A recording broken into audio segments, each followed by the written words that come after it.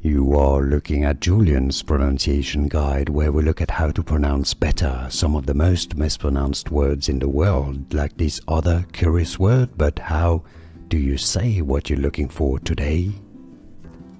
We are looking at how to pronounce this name. We'll be looking at how to say more confusing names, including from fashion and luxury clothing.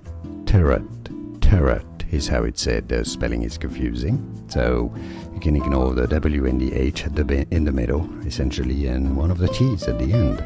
Tyrwhitt. And now you know. Like this video if you found it useful, appreciate the support. More videos for you here to learn more. See you there. Thanks for watching.